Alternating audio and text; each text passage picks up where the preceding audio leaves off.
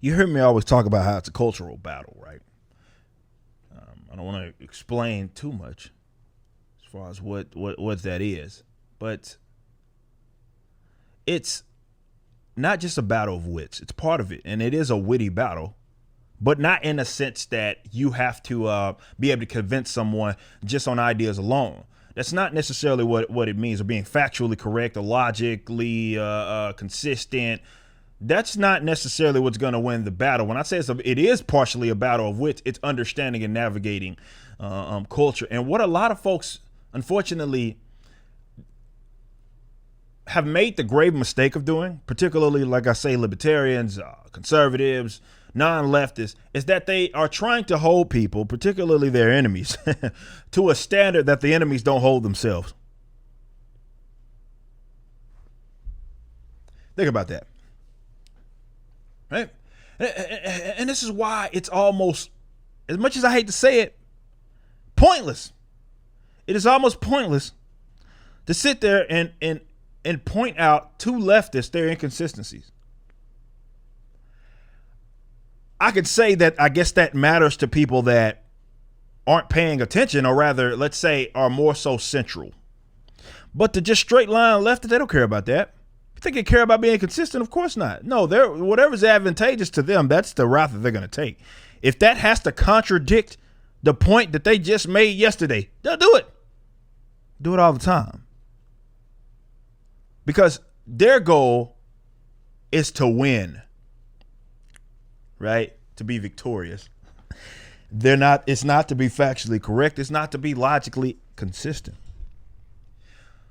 So this is why I always say that you cannot reason with leftists. You cannot reason with people that have gotten to their position by way of emotion. Maybe there's one or two leftists that did get to their position and they maybe got led astray, but they got there factually.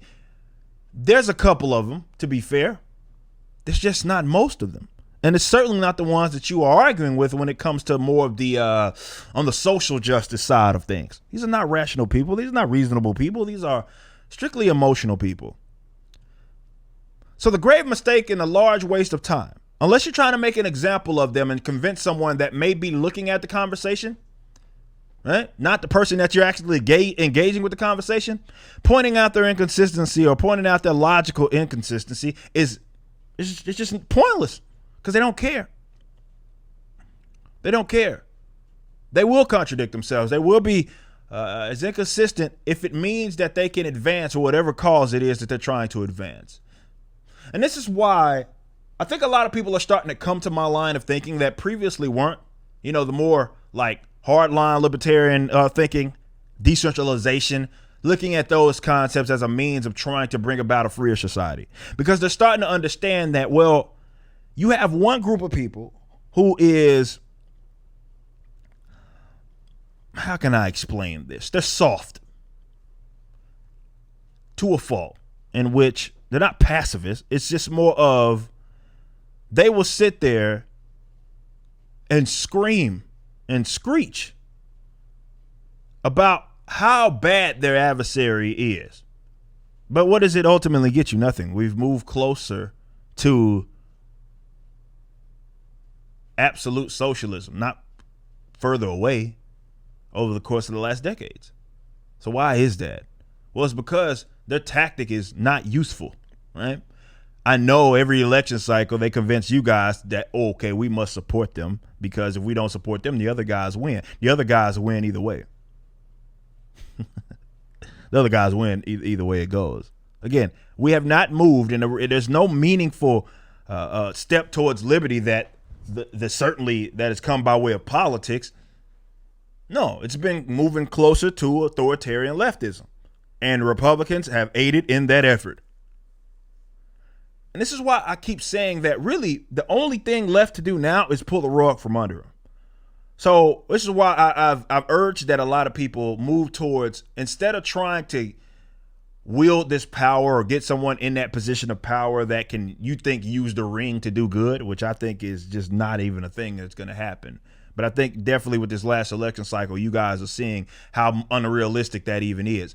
I have urged you guys to move more so towards decentralization as a leading tactic, because at that point, the AOCs of the world that you fear that have such power, they don't have the power.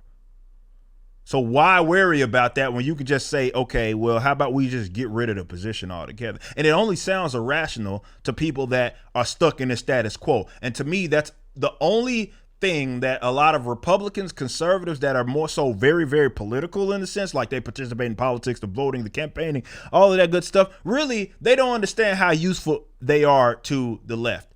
The people that have been all in on like, okay, we have to try to save the republic and those sorts of ideas, which do manifest itself in other things as well. But those types of people, the leading beneficiary is the left, because what you're doing and all that you're doing really is ensuring their power structure.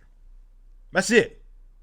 Because again, these guys aren't going to move towards liberty. All you're doing is ensuring their power structure. It's like, yeah, go ahead. Keep saying that, oh, this state is great. Everything's good. Everything's awesome. Keep saying that. Keep peddling that crap out there, because all the only people that are benefiting are the folks who have every bit of desire to sit there and control the populace, move us closer to absolute socialism.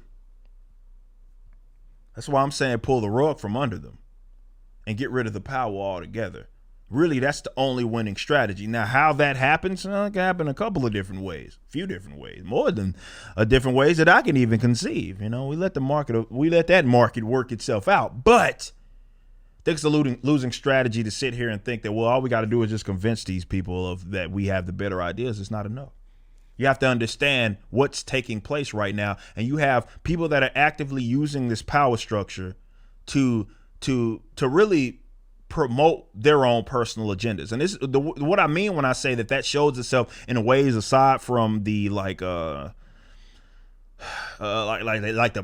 straight political stuff. It's like with that, it's an example of this is, let's say, leftists hijacking brands that they didn't start. All right, that people of different political ideologies have learned to love. Star Wars, comics, mainstream comics, DC, Marvel. Who runs those now? The insane people.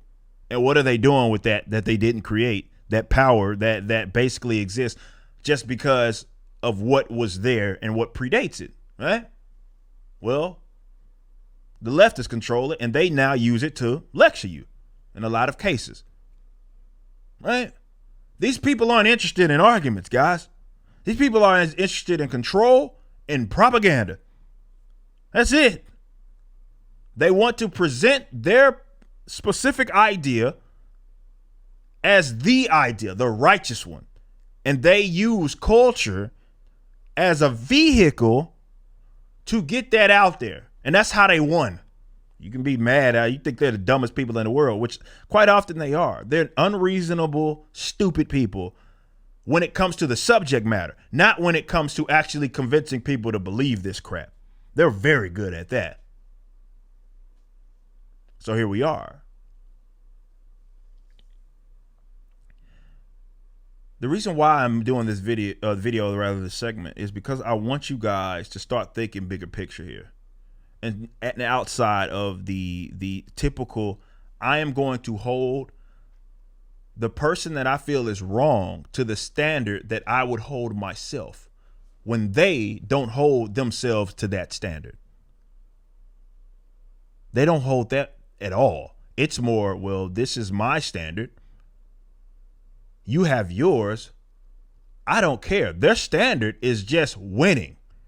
So whatever they have to do, they got to lie, if they got to cheat, if they got to steal, Eddie Guerrero tactic, it to the top. That's exactly what they're going to do. This is why often it's no good when it comes to convincing them that reason alone is going to get us to a freer society, because it's not. As much as that idea rests upon the idea that most people are reasonable people when it comes to these topics. You just look at the world right now. People pop aneurysms, or have rather aneurysms, at the idea of you misgendering them. People lose their mind at the idea that you don't agree with them on a specific topic. What makes you think that you could convince these guys, okay, your position is wrong, and here's what the facts say, and they're going to walk away from that conversation, that presentation saying, I think I'll change? No. They have only power and interest. So the way to defeat them is to use cultural means as a way to convince, while simultaneously stripping them of their most useful tools. Not redefining those tools, not trying to get the right person to control those tools, getting rid of them, tossing them into the pit. So a lot of them are forced on the streets to get rid. You just watched a clip from my podcast, For Canon's Sake. Catch us live at 12 p.m. throughout the week over at youtube.com/YoungRipper59 and follow us over at odyssey.com/@YoungRipper59. If you want to watch the entire video cast after the show is over, just be sure to become a member on the YouTube channel. Of course, the full audio portion of the podcast is available for free on all major digital platforms, or just visit forcanonsake.com.